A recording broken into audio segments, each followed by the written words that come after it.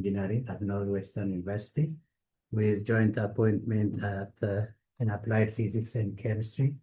She is internationally recognized for her groundbreaking contribution to electrochemical energy technologies, particularly fuel cells, hydrogen, and solar fuels.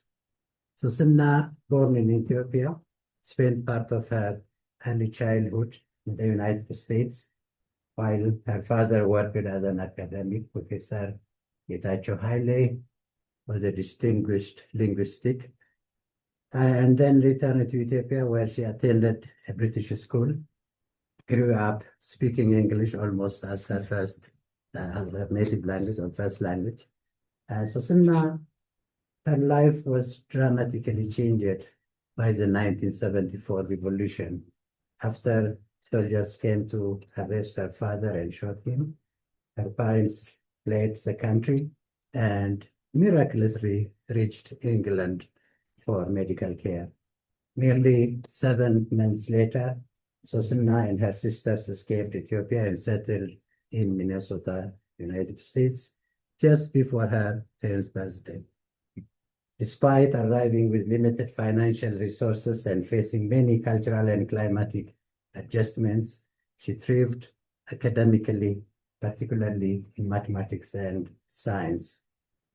Sossina earned her BSc and PhD in material science and engineering from Massachusetts Institute of Technology and MSc from University of California, Berkeley.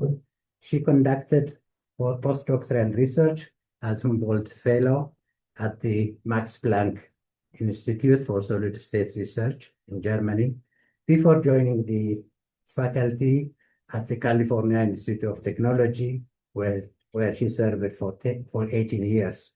In 2015, she joined the Northwestern University. Her research broadly encompasses materials for electrochemical energy technologies, and she is especially known for her pioneering work and leading figure in the field of solid acid fuel cells. And beyond solid acid fuel cells, Sossina has demonstrated record power density in solid oxide fuel cells and opened new avenues for solar fuel generation through thermochemical water and carbon dioxide dissociation. Her work on green hydrogen production, ammonia-based hydrogen carriers reflect her consistent focus on scalable technologies that can benefit both developed and developing regions. She is the author of hundreds of publications, holds numerous patents, and continues to advance the fundamental science needed for sustainable energy future. Sossina's contributions have been recognized with numerous honors, including the 2008 American Competitiveness Innovation Fellowship from the U.S. National Science Foundation, the 2010 Chemical Pioneers Award of the Chemical Heritage Foundation, the 2012 International Prize in Ceramics of the World Academy of Ceramics, the 2021 Navrotsky Award in Experimental Thermodynamics of the American Ceramic Society, and the 2025 Sussman Award of the Basic Sciences Division of the American Ceramic Society. So what should we expect next? A Nobel Prize for the discovery in solid acid electrolyte. Sossina is a fellow of multiple professional societies, including the Materials Research Society, the Electrochemical Society, the American Ceramic Society, the Royal Society of Chemistry, the African Academy of Sciences, and an associate fellow of the Ethiopian Academy of Sciences. She serves on editorial advisory board of leading journals and will serve as vice president of the Material Research Society for 2026, and then known for being deeply internally driven rather than guided by the traditional role models. I heard that your role models are like people like Linus Pauling, who won 2 Nobel Prize, one in chemistry, another in peace, and also Nelson Mandela. Haile now stands as also as a role model by herself. And there are now very young assistant professors, even at MIT, who have been influenced by Sossina. Not only that, Sossina and her family also established the Ethiopian Education Initiative, where one of the flagship is the Haile Manas uh, boarding school in Dabra Brahan. And this boarding school is attracting brilliant young students from different parts of Ethiopia. And they are training based on the Ethiopian curriculum. Not only that, they deeply train them to fit into any international universities throughout the world. And this is really a role model and uh, bringing bright minds together for the bright future. That is what you're doing deep in her heart, and she's doing it that practically, and that is really something that we are proud of you. Uh, so without saying too much now, what Sossina will talk today, as you see, there is on superprotonics for sustainable electrochemical energy technologies. And I think I have to leave the floor to Professor Sossina. By the way, we are now, and so University is in a special time in here, celebrating the 75th Jubilee Diamond ceremony. I borrowed this jacket from Dr. Tarek Kenya, our first graduate from Addis Ababa University in chemistry. Wonderful. So this is about the University College Addis Ababa, where university was established in this campus. So Sossina, the floor is yours. My pleasure. Thank you. Thank you for the very kind introduction. Yes, and my father had also been a professor here, so he would enjoy the Jubilee. So congratulations to all of you for that. Yes, I'm going to talk to you about the Superprotonics for sustainable energy technologies. And so let me go ahead and begin. We recognize that we face a climate crisis, that the global temperature of the Earth has now risen beyond the 1.5 degrees. That was the Paris climate goal of, not breaching that. So that was in 2024. And in the US, the current administration has come back from the Paris Climate Agreement, which is really unfortunate. And the US has now become an oil exporter, where it had been an importer from prior to the OPEC crisis in the 70s. So it had not been exporting oil up until about 3 years ago. So very much increased oil exploration in the US. And we know that the increase in carbon dioxide is really due to the use of fossil fuels. And you can see the increase over the past 50, 70 years. So over the time of the Addis Ababa University, that's how much the energy consumption in the world has increased. And some of that carbon dioxide emissions is still also from changes in land use. But the fossil fuel usage has exceeded the land use changes since about 1960. So we know we have a real crisis that we need to address. One thing that's always, I think, important to keep in mind is the per capita emissions. It's not just, overall the globe, because we have different responsibilities, different contributions to these emissions. And you can see where the US is. And so when the US chooses not to participate in reduction of carbon dioxide, it's a real problem, because per capita, the US does emit quite a lot. China has been one that the US has been concerned about. Still per capita, it's lower than the US, but has now, at about the year 2000, has exceeded the world average. I downloaded this image about 3 weeks ago when I was giving a conference in Ghana. So you can see Ghana at the bottom, but Ethiopia is about the same. So I didn't update it, still very much below the world average. And it's interesting also to see that, in the developed economies, the per capita emissions has come down a little bit. But one of the things to keep in mind is that there's a lot of carbon dioxide based in the products that people use. And so if we recognize, for example, that China still exports a lot to the US, where the US exports less amount to China.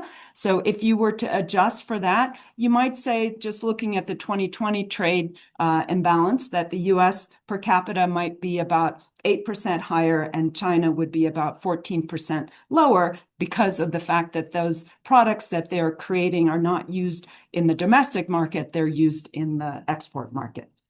So those are some of the things to keep in mind. And I always view that per country emissions are meaningless. So, China has 3 times the population of the US, so it would be impossible, unrealistic to expect that China would emit the same amount on a country basis as the US. And of course, Ethiopia is about 1/3 the population of the US. So, again, we should allow on a per capita emissions and not per country emissions. And, so when we look at the fact that Africa is overall a low emitter, and there are many who would hold that whole idea of a climate crisis is one that is just created in a way to keep the developing world from progressing and not being able to use fossil fuels. But the reality is that the developing world is extremely vulnerable to climate change. So this is an analysis that was done a few years ago saying which countries are at most risk from climate change. And you can see that it is in the developing world, right here in the, in the middle of Africa. And it's not because this is where the temperature rise or the fires or the tornadoes will be greatest. It's because there's not enough resilience in the infrastructure to withstand the climate change. So in Ethiopia, this is slightly outdated. So it was a prediction from 2010 about where the changes would happen by 2050, but just saying that there's going to be much changes in the weather, in the rain patterns in particular, and that Addis Ababa will be, getting to be almost 2 degrees hotter, and the annual rainfall will increase, and the wettest month will have significantly more rain. So again, flooding, we have to account for recognizing that even in the developing world, it's important for us to push for decreases in carbon dioxide emissions because it matters to us locally. And I recognize, of course, that the U.S. is a disaster right now in terms of decreasing its emissions. But, for those of us who are living there, we're working hard to change that. So the good news is that we have non-fossil resources that exceed demand by a large amount. This is an analysis from 2011, looking at all the global resources in geothermal, hydropower, ocean energy, wind energy, geothermal, using it for heat, biomass, and direct solar energy. And the comparison was against, those red lines are against the global electricity usage that was evaluated in 2008. I've put the 2024 numbers on there. So it has, overall electricity and energy use has doubled since 2008, but we're still, these resources exceed very much what our current consumption is on the globe. So we have, electricity could be entirely met by geothermal or ocean or wind. Geothermal could entirely meet the heat demand, which is for heating and for industrial use. And primary energy includes both the heating and electricity and also the transportation. So again, solar energy far exceeds what we use, at least by 20 times. The blue bars means the uncertainty. So it's very hard to assess overall what the Earth has, how much wind energy actually is there and how much ocean energy is there. So that's why there's a range in the blues. But overall, the picture is positive in that we do have these non-fossil resources that can meet the demand. And there's also the benefit of that, the cost of these alternative non-carbon energy sources are declining in cost. I have the costs in electricity for the US. This is the levelized cost of electricity, which means if you account for how much you pay for it and what its lifetime is and how much you can get because the sun doesn't shine all the time or the wind doesn't blow all the time. So the levelized cost of electricity in the US is 5 to 6 cents a kilowatt hour. We were very excited in 2020, 2021 when it was looking like it was going to come down, to even lesser than that. So maybe 2 or 3 cents a kilowatt hour. It came back up, supply chain issues and so on through COVID. And it's not clear why it hasn't come back down yet, but it's still very, very low cost, much less expensive than trying to build a new coal-fired power plant, which is great.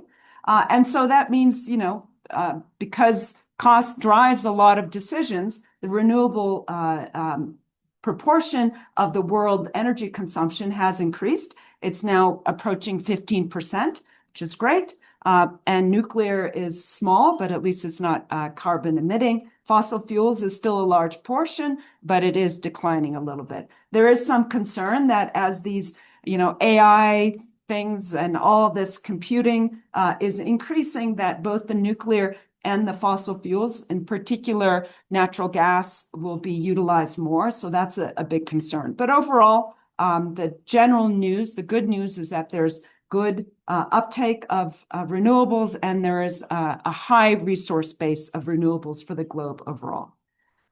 So just one aspect of that then is just to put it again in the global context, which countries use a lot of non-carbon energy sources. You can see second from the bottom on the right side is Eastern Africa. These are estimates because there's not really good information that, at least in this database, did not have it. So it's an estimate. And of course, in Ethiopia, Uganda, Kenya, Tanzania, for electricity, we use hydropower. So that means that we have a very high proportion of non-carbon energy sources. Of course, I know we were just driving to Arba Minch, and we saw all the cars waiting for naphtha. So hopefully that will become more electric so that doesn't happen anymore. So I would say that given the decrease in costs of the solar and wind and the immense resource base, really the energy storage is the outstanding challenge, because we all know the sun doesn't shine at night and the wind doesn't blow all the time. And so energy storage has increased a lot. In between 2020 and 2021 in the US, this is grid storage. It jumped dramatically. And this is primarily lithium batteries.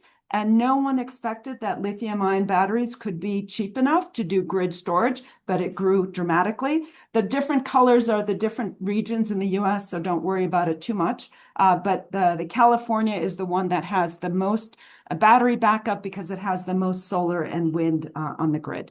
And what's quite interesting about this is that when I downloaded this in 2021, the predictions for 5 years later would be that the US would have 23 gigawatts of battery backup and China would have 31. And in 2023, when I accessed the data, it was already 17 gigawatts, so almost exceeding that prediction by a lot. And in the US, the total electric production capacity all across the grid is 1.2 terawatts. So that means the grid, the battery backup is only, around 0.5%. So there's a lot of range to go still to have large backup. So that brings us to fuels for energy storage, because even though the battery adoption has increased a lot, it's still nowhere near what it needs to be in order to have a fully fossil-free grid. So you can look at all these different fuels: hydrogen, diesel fuel, gasoline, methanol, ammonia, and they all have much higher gravimetric and volumetric energy density than a lithium-ion battery. Hydrogen has great gravimetric density, but of course you can't store it easily because it's a gas. And if you even pressurize it to 1 bar, that's a very low volumetric density. And again, if you compare that to diesel, it's very difficult. Ammonia is one that I particularly like because when you use it as a fuel, you only release nitrogen. So that's great. but it's also somewhat low in energy density, but quite good. And it's easily liquefied at 33 degrees, minus 33, whereas hydrogen, to liquefy it, you have to go down to 40 Kelvin. So these are the options for fuels. Of course, you have to include the container for the fuel.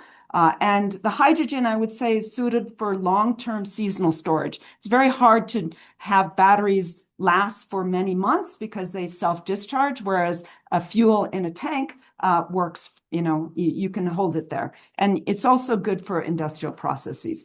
And I did an analysis, just to say, if we were going to do everything by hydrogen, if you were going to do electrolysis to split the hydrogen from the water molecule and then use it again, and compare that to the global energy utilization, we'd only need, a fraction of a percent of the global rainfall. So that, no one needs to worry that we'll run out of water if we're doing electrolysis.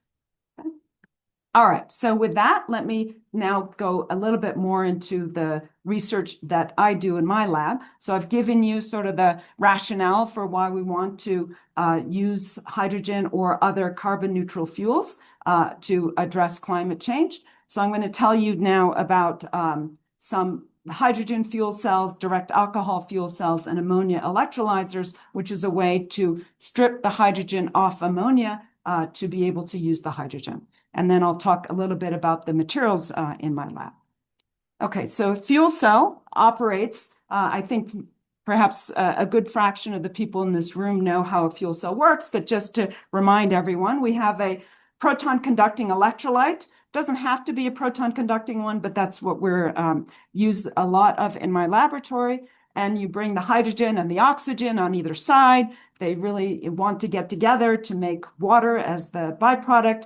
But with the electrolyte in the way, they can't directly come together. We need to split the hydrogen into protons and electrons. So we use a catalyst to do that. And now the protons can go through the electrolyte. The electrolyte does not allow the electrons through, so it goes through the exterior circuit. And then we close the reaction by having the oxygen react with the protons. Again, we need a catalyst, and then away we go. And life is beautiful because our waste product is just pure water.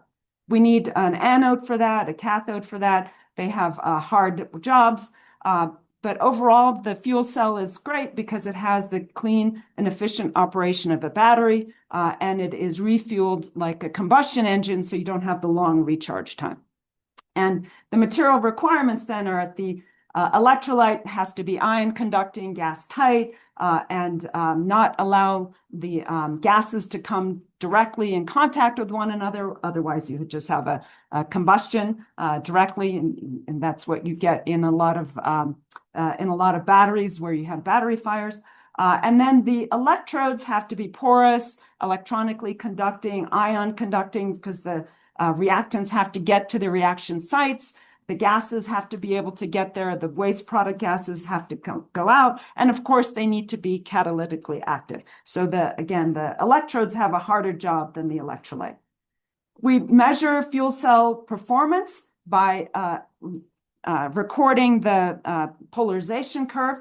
So at open circuit, so we just put those two electrodes across the fuel cell, we get a voltage on the order of 1 to maybe 1.3 volts, depending on our conditions.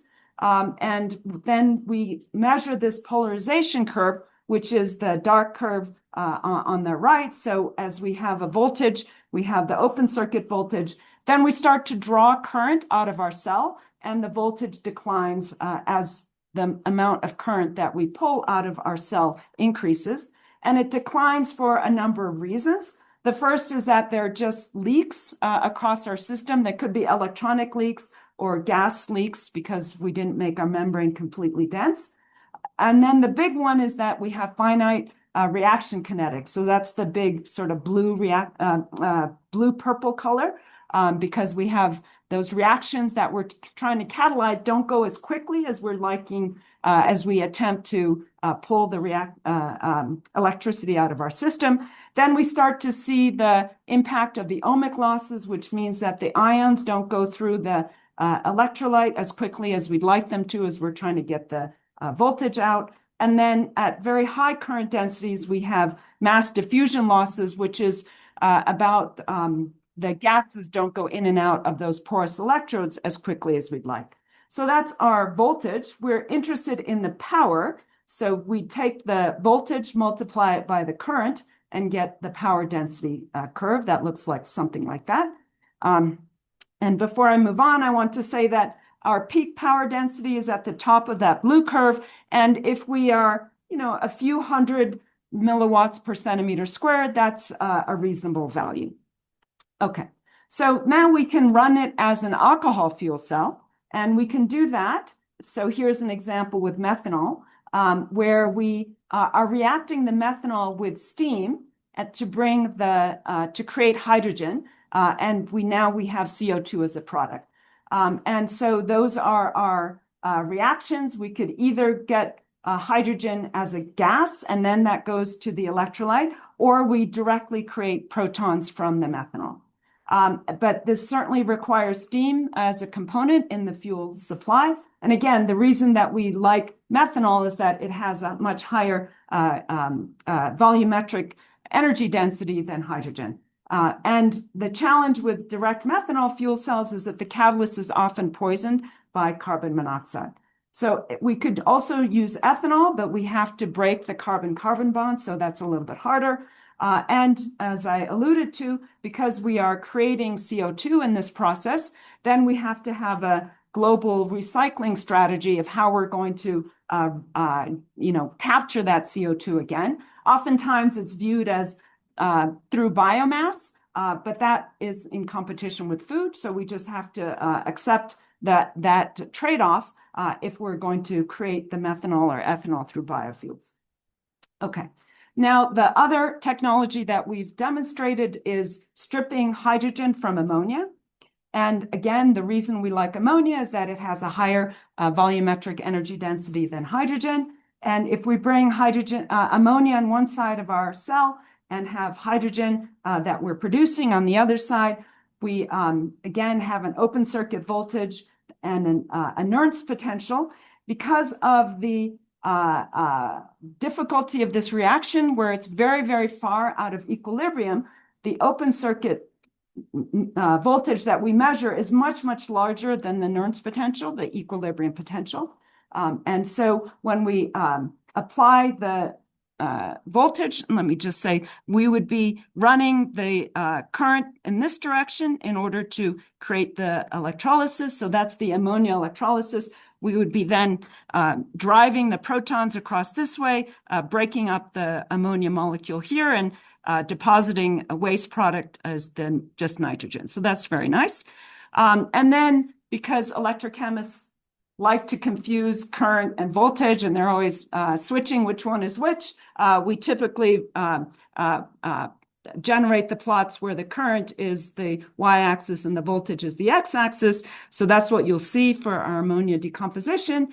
And then you might ask, well, could we change the direction of the current and do ammonia synthesis? So that means that the hydrogen would be, the protons would be moving across here and reacting with the nitrogen. The challenge there is that the nitrogen is so unreactive that it just ignores the hydrogen that's being supplied there, and the hydrogen just evolves. So we're working on that step, but that one is a much harder step to do. Okay, so I've introduced these technologies. Let me just show you how they work in our systems. So there are many choices of solid-state proton electrolytes. The one that we work with here, well, let me point out that if you go to higher temperature, you have better catalytic efficiency. So that's always a benefit. Increasing the temperature means that you get higher reaction rates. But when you have higher reaction rates, that also means that your lifetime of your system is diminished. So you like to go to lower temperatures to increase the lifetime. It's also easier to turn things on and off if you go to lower temperature. So we have what we call this sort of sweet spot, an ideal region, where we get the benefits of both the high temperature and the low temperature operation. And so we're using the cesium dihydrogen phosphate as our electrolyte. And at low temperatures, it has or room temperature, it has a monoclinic crystal structure where all the protons are just lined up. So what we have here are phosphate groups and protons in between them, and they're just rigid, sort of, soldiers in a line, not doing anything. And when we go to high temperatures above the transition, which you can see here, the conductivity increases by several orders of magnitude. And here's, Iskista, where everyone is jumping around. So the protons are moving through the structure very well. And the overall transport is that these phosphate groups are undergoing rapid reorientation, and they allows the proton transfer from one phosphate group to the next. And it really does have liquid-like conductivity. If we melt this material, the conductivity actually decreases very slightly. So it's a very high value, larger than 10 to the minus 2 Siemens per centimeter. Okay, so we've used it in fuel cells. So here's our demonstration in a proton conducting fuel cell. We have a 50 micron thick electrolyte. We've got some platinum on carbon as the fuel electrode, and we've got some platinum on the electrolyte material as the cathode, the air electrode. And, here's our power curve. So as I showed you, if we have a couple of 100 milliwatts per centimeter squared, that's good. 1 watt per centimeter squared is a really nice number to go after. We haven't quite managed that here, but it is looking quite well. And so our anode is particularly good. It has moderate platinum loading, and it works, and it's very stable. Our cathode needs a lot of platinum for it to work, and it's not quite as stable. But because our anode is very good, we decided to try it in our direct alcohol fuel cells. And again, the anode is very good. It means that we have the right temperature to break up the ammonia through this steam reforming reaction. We added another layer with this reforming catalyst, and the catalyst is here as a commercial reforming catalyst. We just added an extra layer of that. And again, the temperature is great because it's the temperature at which the reforming reaction is generally carried out at, and the fuel cell is exothermic, the reforming reaction is endothermic, so the heat load is also very well balanced. And our anode is operating at a high enough temperature that the CO does not poison it, so that reforming reaction doesn't go to 100%. So it's not poisoned by that CO. So here's our methanol power density. It's very close to our hydrogen power density. So that's, again, commercial systems are not able to have very high direct methanol fuel cells because the methanol migrates across the polymer membrane. And we also said, well, let's try it with ethanol. You can see that the power density is not the same scale here, so it's not quite as high. But it does work very well. Again, it's about 40% of our hydrogen power density.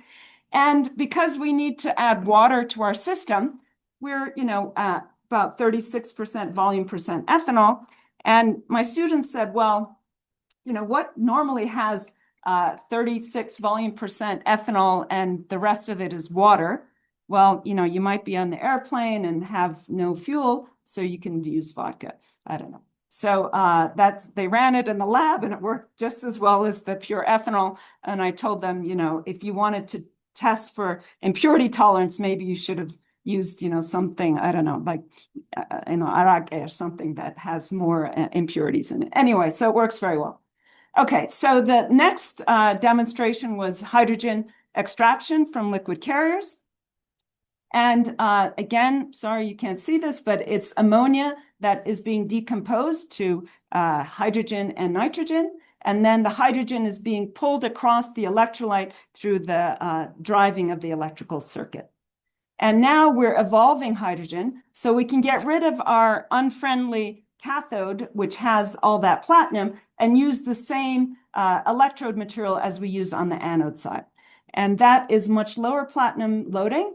And for the reforming catalyst, we used ruthenium on carbon nanotubes promoted with cesium. This is something that we found in the literature. We synthesized it ourselves, but it was a catalyst that works very well at our temperatures. And so, again, we managed to demonstrate that we can apply the current and get this large amount of hydrogen that's being produced. We increase the ammonium content in the fuel. We increase the hydrogen that's being produced. Not sure if you can see this well, but this is the Faradaic efficiency, which turns out to be 100%, because there's nothing else for our protons to do. When we drive the current through the cell, protons are pushed through the electrolyte and nothing else can happen. So it does have this great aspect of being 100% Faradaic efficient. And then if you compare it to a packed bed reactor, where you would have to take the ammonia and then separate it from the residual ammonia after you create the hydrogen and the nitrogen, and then you'd have to pump it up later. We can do all three steps in this one device because the hydrogen that comes off is 100% pure. We put it through the mass spec and found absolutely no impurities in it. And we don't make nitrous oxides either. So that's a very good result. And then we can electrochemically pump it to get the high pressure if we want. Okay, so why do we use this material, cesium dihydrogen phosphate, as an electrolyte in all of our electrochemical cells? Well, it has several advantages. It's a pure proton transport material. And I like to say, it doesn't take a ride on water molecule as the polymer systems do. And I like to say that, I'm an Ethiopian, I run marathons. I don't need to, take a car to get across the street. And also it has no electron transport and it's alcohol impermeable. The conductivity is not sensitive to humidity, which is great. It's stable to about 280 degrees Celsius, as long as there's enough humidification in the environment. I'll tell you about that. It's inexpensive, non-toxic, earth abundant, all these good things, chemically, generally non-aggressive, and it's stable against all the gases of interest. Some of the drawbacks are that it's water soluble, but we operate at high temperature anyway, so that's fine as long as we don't condense liquid water. The system is stable. I would say that it's an unfamiliar material to work with because using salt as an engineering material is kind of unusual. It has unusual mechanical properties. It has this phase change, as I showed you, and there's a small volume change, but the material is actually quite plastic in the high temperature region, so that any cracks that form during the phase change heal themselves. So it just closes up because it's slightly plastic. The big problem for us is that the material undergoes dehydration. And so that means that we have to have enough humidity in the environment to drive this reaction to the left so that this reaction does not go to the right. And that challenges the air electrode because of having so much steam means that we end up diluting our gases. So we measured the dehydration behavior. It turns out that there was a lot of dispute in the literature about whether or not this material, in fact, actually had a transition from the monoclinic phase to the high conductivity phase, because the dehydration was also occurring, and that could lead to a liquid, and maybe that would be why there was a high conductivity. So we characterize this very well, and then if you change it into the Arrhenius formation, you can get all the thermodynamic information out of this reaction. And so we operate around 250 degrees Celsius, and we want to stay in this sort of blue region. And so that means we supply steam that is, we supply our gases at 80 degrees, 100% humidity. So if that makes sense. So we have a bubbler that's at 80 degrees Celsius or so, and we supply our gases through that to get on the order of 0.3, 0.4 atmospheres of steam. So that's quite high humidity. And that creates some challenges for the cathode in particular. So this is the structure of our air electrode, the cathode side. I don't know if you managed to catch the figure, but the SEM micrograph. So we have the electrolyte particles, and we coat them with a nanoparticles coating of platinum. And the protons go through the electrolyte. The electrons go along the platinum, and the gases go through here. Okay, so we only platinum and gold are stable under our conditions against oxidation. And gold is, of course, not catalytically active, so we use platinum. And the overpotentials are quite high, and we think it's due to the fact that there's so much steam. And if we compare it to a polymer electrolyte system, this is a kind of a strange unit, but it's the current that is in the cell as a function of the overpotential. And in the polymer electrolyte membrane systems, when you have a small overpotential, the current is actually quite low, and our solid acid fuel cells beat the polymers. But at high overpotential, we just don't get much current. And so that's a problem for us. And we think, again, it's because there's so much steam in the system.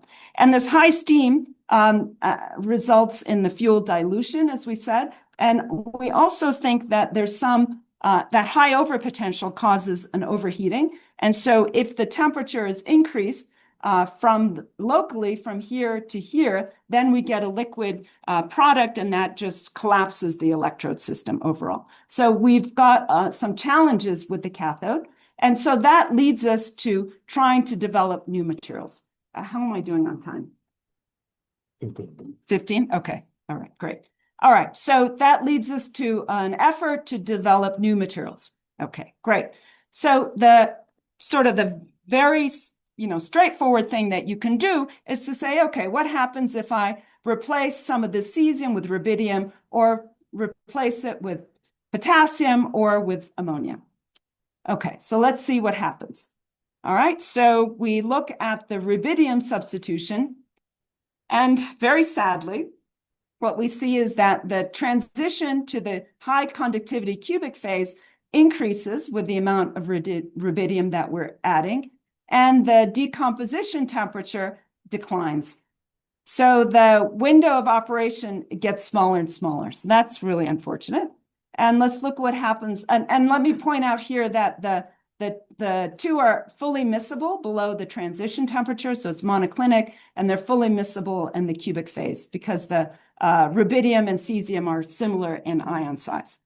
Now, if we look at the potassium system, potassium and potassium and cesium are quite different in ionic size. So there's solubility up until about 15% or so in the monoclinic phase, and then we have a eutectoid behavior. So the transition to the cubic phase decreases, which is great for us. But sadly, the decomposition temperature also decreases. So we've moved the operation window downwards in temperature, but we haven't widened it, which is what we were hoping to do. So that was not successful. And so we say, all right, well, what did it do for the conductivity? Well, this was also very unfortunate. The conductivity declines. So this is 19% rubidium, 50% rubidium, and then 10% potassium. So the conductivity decreases. And what's quite interesting is you might think, well, is it just because the lattice contracted and maybe those polyanion groups can't rotate quite so quickly? And when we look at the lattice contraction, we can see, a linear trend with the average cation radius. And if we look at where the potassium values are, so that's 3% potassium, 10% potassium, and we look at the rubidium, so that's 19, 50, and 75. Well, these two are quite similar in ionic radius or in the lattice contraction. And if we look at the conductivities, the 19% rubidium and the 10% potassium are very different. So it means that it's not just about a lattice contraction. Something else is going on in this system. We didn't dig into this much further because it wasn't seeming to be a productive direction. So we left it at that. All right. So then we said, all right, let's look at the ammonium ion substitution. And the reason we thought this should be interesting is that if you replace some of the cesium with the ammonia molecule, then you might have additional proton sites to be able to get the protons through the structure. So that's what we were looking at it for. And it turns out that when we tried to make the syntheses and put these two materials together and heat them up a little bit to get them to react, the ammonia molecule was desorbing, and we were left with a structure that was this stoichiometry. Okay? And so it turns out that we were creating proton substituted materials, which, as a materials chemist, I would never think that you could just replace a large cesium ion with a teensy-weensy proton, but essentially this is what we did. And so we then created the materials directly by mixing together the cesium dihydrogen phosphate with this particular compound here to create these structures. We didn't need to use the ammonia anymore, and we're using this solid state reactant rather than trying to use phosphoric acid. Okay, so let's see what we get out of this. So as we did this, we found that there was an unusual compound that formed along the way. And it forms at a 5:2 ratio of these two precursors. It forms at around 90 degrees Celsius, and we have this compound. My student, who was very good, looked up the IUPAC formal description of the name.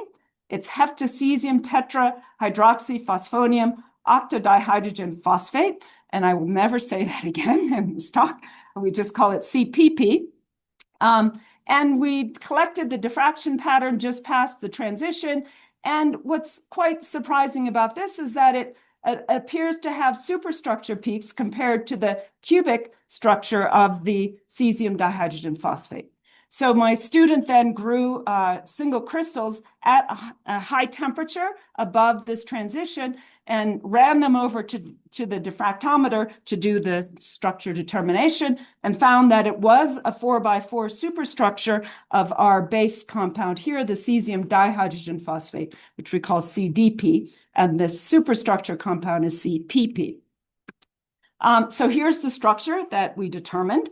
Again, a 4x4 superstructure. So this would be the small unit cell, and this is the 4x4 superstructure. And 1 in 8 of the cesium ions is replaced with a phosphate cation. This is an extremely unusual molecule or cation. We only found it in 1 or 2 other solid state systems, and it forms here. And we can identify it also by phosphorus NMR. We can see that those two phosphorus peak positions are very different from the polyanion phosphate positions. And the conductivity is, these are rotationally disordered at 90 degrees Celsius, so it has very high conductivity. It's about an order of magnitude lower than the CDP, cesium dihydrogen phosphate, at 240 degrees Celsius. So it's not bad. It's quite a good material. And then we decided, okay, let's increase the temperature, see what happens. And what we see is that there's a liquid phase that forms, but there's a small region of a solid phase. And that is here. That's what we're doing in this heating. We see that there's another phase transition without a loss of mass. Okay. And as we look at the diffraction pattern in situ with all that high humidity, we see that the superstructure peaks go away, and we end up with a structure or a diffraction pattern which looks exactly like our simple cubic structure from earlier. And so we see that we have solid solution behavior between cesium dihydrogen phosphate and phosphoric acid. So they really are entirely miscible at the high temperature, which is a really big surprise. So we deduce the phase behavior overall. So here's that complicated name structure with the complicated crystal structure. Here's our cesium dihydrogen phosphate. It's monoclinic at ambient temperature. We have a 2-phase region. And here we have a region where we have the cesium dihydrogen phosphate, which has dissolved some extra protons into it and removed cesium ions. So I showed you the heating behavior here. Let me just show you what happens at the eutectoid composition. We can see that we get a very clean cubic diffraction pattern of the simple cubic structure. Now at a much lower temperature, this is at 160 degrees Celsius. And then if we look at what happens here at the higher towards the cesium dihydrogen phosphate, you see what you expect. There's a transition at the eutectoid, and then the slow transition as the material continues to react, and we see the consumption of the monoclinic phase and the emergence of the cubic phase. So there's a little bit of unusual crystal chemical behavior of this material, which is that in the single phase regions, we see that the lattice constant increases monotonically, as you expect, normal thermal expansion. But when you're in the two-phase region, the lattice parameter of the cubic phase does an apparent decrease. And that is due to chemically induced due to the incorporation of the additional cesium dihydrogen phosphate into this solid solution cubic phase. So we extracted the equivalent lattice parameters at 170 degrees Celsius. So from all of these single phase regimes, bring it down, extrapolate to there. And we see that the lattice constant monotonically increases when we have, so we've got the stoichiometric composition here and this highly cesium deficient compound over here, which is very lattice expanded. And that thermal expansion basically tells us, okay, cesium is not being directly replaced by protons because that would be a contraction. We saw that with the potassium in the rubidium case. So what's happening is that the extra proton is going towards the phosphate polyanion, making a few of them neutral defects, and the decrease in electrostatic reaction is what's creating a larger lattice. And we see that also that the phosphate, the cation phosphate groups are eliminated in the NMR, and we have only the polyanion phosphates left. Okay, so that's and then the conductivity is quite high when we go into this two-phase region. So we see here the formation of the CPP, and then as we get to the eutectoid temperature and we get the solid solution cesium dihydrogen phosphate somewhat substituted with protons, we have the high conductivity in this lower temperature regime. Okay, and so we've also done this with the alkali-rich side of the phase diagram, where we also can replace. Now we are replacing some of the phosphate groups, and now we have phosphate group vacancies in the structure. I'm not going to prove all of that to you, but just show you also that the eutectoid temperature in this case is 193 degrees, and we have this very high conductivity at a reduced temperature. And so that gives us a wider range of material that we can evaluate. So this is the overall the combination of the two phases that we've developed. Then here's the cesium dihydrogen phosphate. Again, we can have some cesium vacancies on this side, phosphate vacancies on this side, and in both cases, we're able to reduce the temperature at which we can access the high conductivity phase. And we've also done this with the rubidium dihydrogen phosphate. And I will maybe skip the rest of it. I just have a few things on computational studies, but I'll just, in the interest of time, just give you the summary. Basically, we know a lot about the chemistry of these materials. We've demonstrated them in various devices. We've settled various disputes about how these materials behave. We've developed this new strategy for creating new materials. And with that, let me thank my students and thank you for your attention. Most of this work was done by these three students, Grace, Zhang,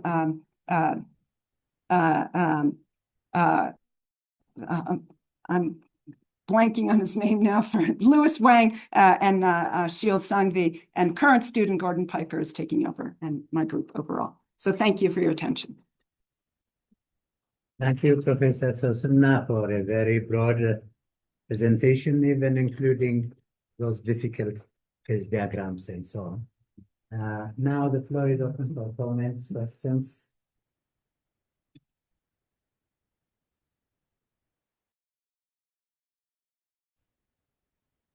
Especially from the graduate students, we expect any questions. I know you'll ask her when the seminar is over, but it would be beneficial if you raise your question here. Just to start, one question.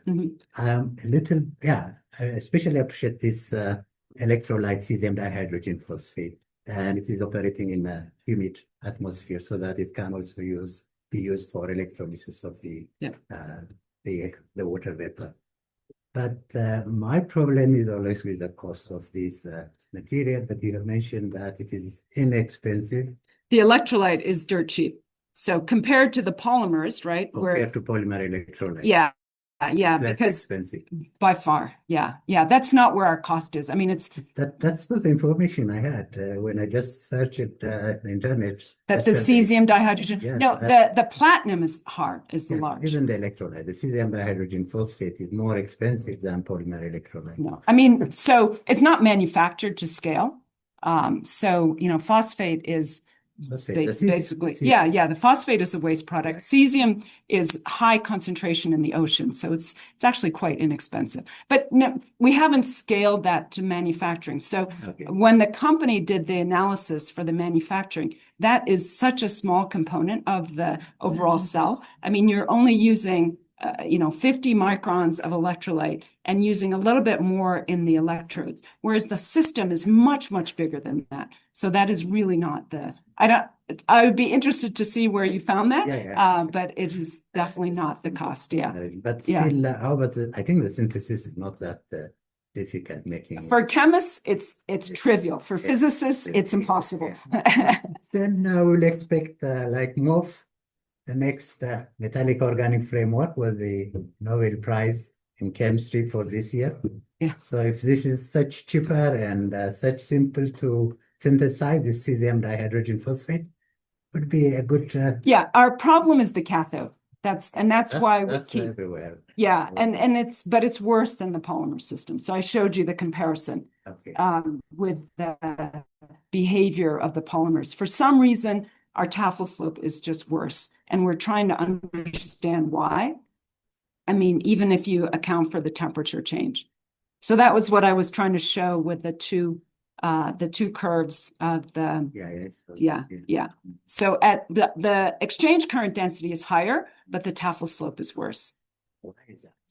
That we're working with computational colleagues to figure it out, because as I said, our hypothesis is that because there's so much steam, it must somehow be interfering with the platinum. But on the other hand, polymers basically work in water, right? So maybe the water helps with the catalysis in the polymer systems.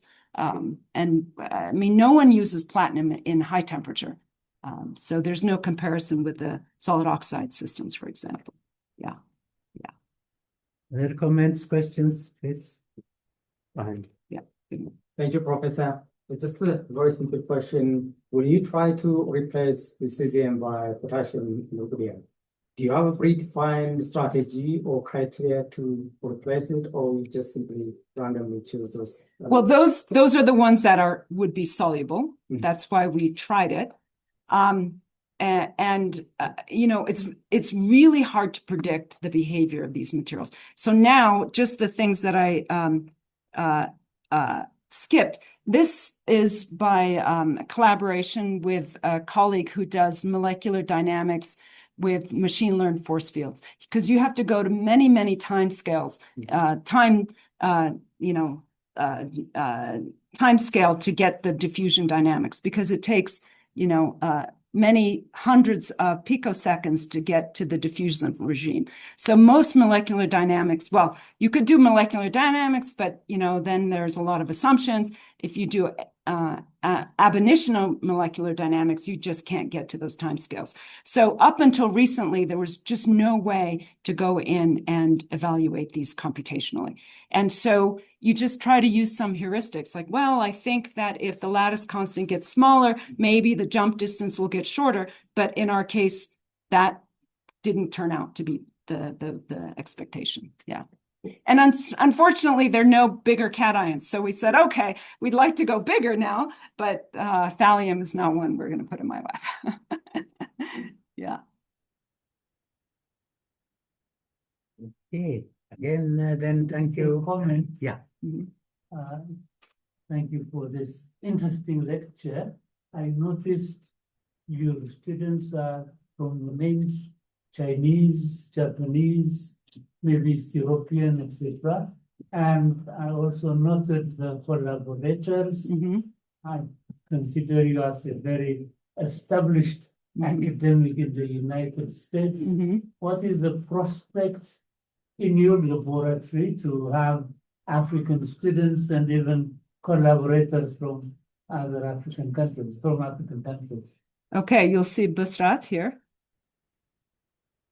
Okay, Ah, from Adama. oh, okay, yes. Thank you. And as was mentioned, But his name is not mentioned here? well, he didn't work on this project. He's working on a different project. Yeah. And he's new, so he's still getting published. As was mentioned, there's a former student from my group who's now a professor at MIT. Yeah. But Yeah. what is the prospect for increased interaction with this man? Yeah, I mean, unfortunately now the US is harder for international students overall. Yes. But a student applies and they, for the PhD level, everything is funded. So you don't have to find an extra fellowship.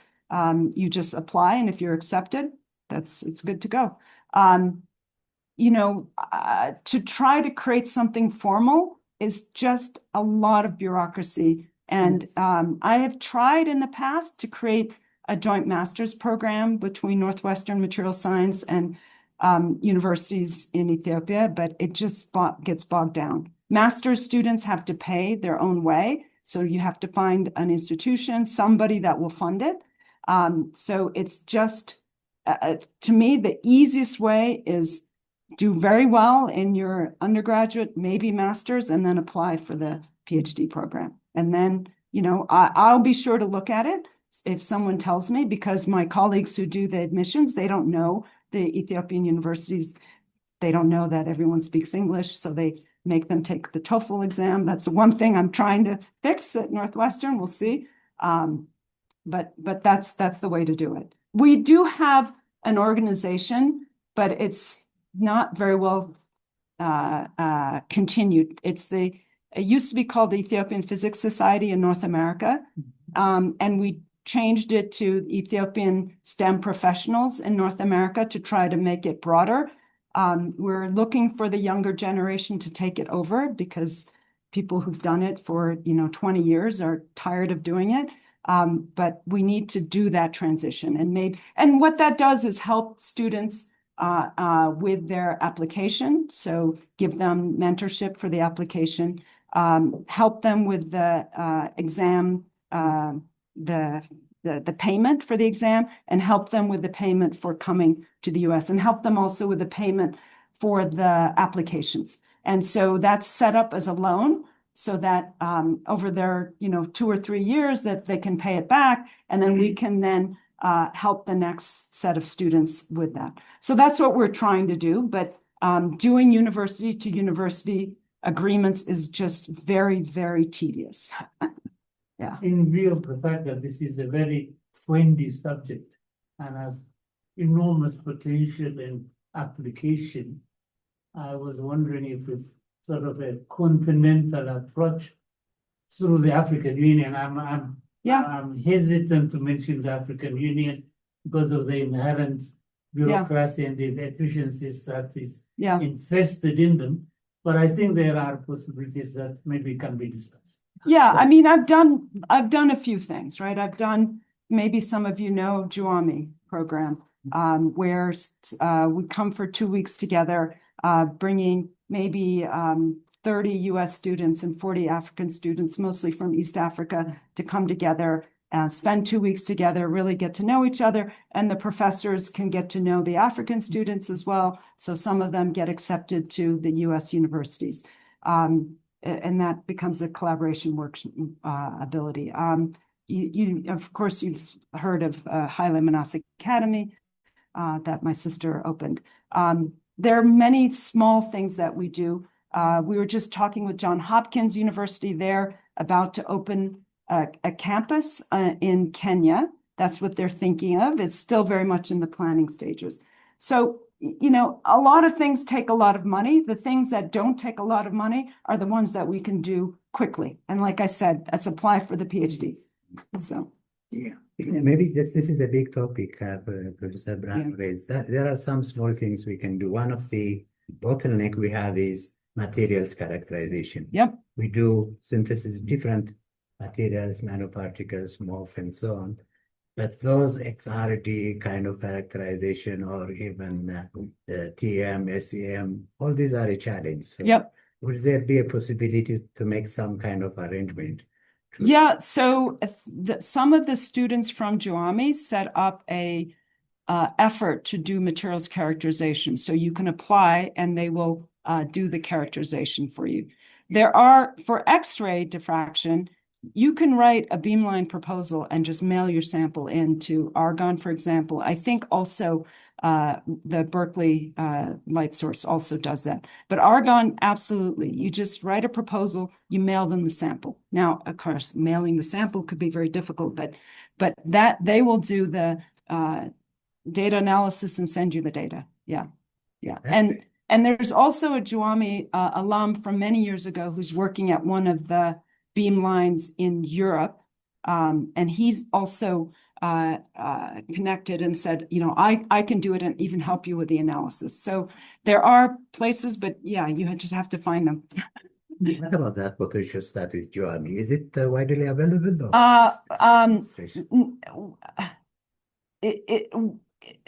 Okay, the goal was for people to build it themselves, right? So we created the video. Yeah, it's not something that we are going to, you know, continue to make. And so if you're interested in the parts and your students can follow the video and make it, then we can help them with the parts. But